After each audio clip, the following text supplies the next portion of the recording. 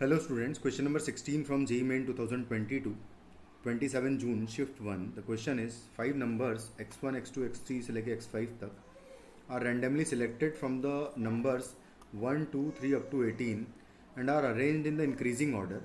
तो उसके अकॉर्डिंगली हम लोग x1, x2, x3 जो है x5 सबसे बड़ा नंबर सेलेक्ट करेंगे. तो अगर मैं टोटल सैम्पल स्पेस में देखूँ तो नंबर ऑफ पॉइंट्स जो है आएंगे तो वो आ जाएंगे क्या, आप इन नंबर्स में से 18C5 करके 5 नंबर्स कोई भी सिलेक्ट करो तो उनको अरेंज करने का सिर्फ एक ही वे होगा, है ना. इसी ऑर्डर में मुझे इंक्रीजिंग ऑर्डर में सिलेक्ट करना है. तो ये हो जाएगा टोटल सैम्पल स्पेस में पॉइंट्स.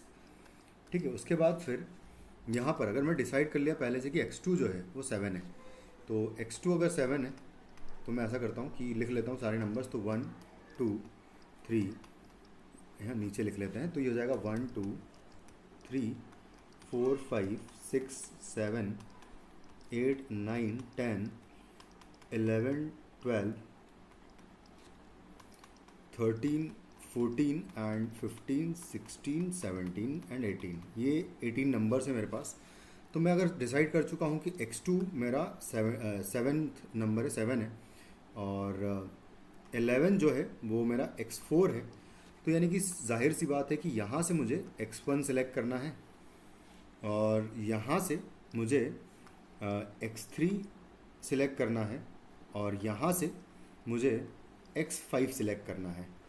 तो इसके अकॉर्डिंगली अगर देखा जाए तो सिलेक्शन और probability corresponding to this will be कि जब x2 equal to 7 and x4 equal to 11 होगा तो उसके करस्पॉन्डिंग प्रोबेबिलिटी की बात की जाए तो टोटल सैम्पल्स पॉइंट्स आएंगे मेरे पास. टोटल 6 नंबर्स में से मैं x1 सिलेक्ट करने वाला हूँ. तो 6C1 इंटू 3 नंबर्स में से x3 सिलेक्ट करूँगा तो 3C1 से x3 सिलेक्ट हो जाएगा. एंड 12, 13, 14, 15, 16, 17, 18 यानी कि टोटल है 1, 2, 3, 4, 5, 6 एंड 7 नंबर्स में से मुझे x5 सिलेक्ट करना है. Whole divided by total cases आ जाएगा यानी कि 18C5 आएगा. बस इसको कैलकुलेट करना है मुझे. तो 6 इंटू 3 इंटू 7 तो होगा ऊपर, और नीचे अगर देखें तो 18C5 को एक्सपैंड करें तो 18 फैक्टोरियल इंटू 5 फैक्टोरियल इंटू आएगा 13 फैक्टोरियल. 18 को हम लोग लिखेंगे 18 इंटू 17 इंटू 16 इंटू 15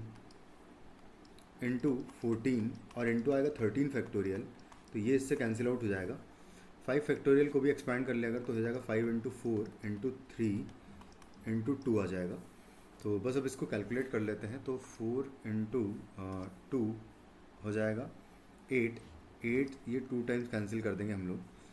उसके बाद फिर सबको एक बार प्रॉपर फिर से लिख ही लेते हैं. तो ये हो जाएगा 6 इंटू 3 इंटू 7 इंटू 5 है इंटू 3 है ऊपर बचा हुआ, और नीचे अगर देखें तो है 18, 17 और 2 है और 15 है और इंटू 14 है. तो कुछ इस तरीके से बस आप कैंसिल आउट कर देते हैं. तो 15 से 15 कैंसिल कर देते हैं.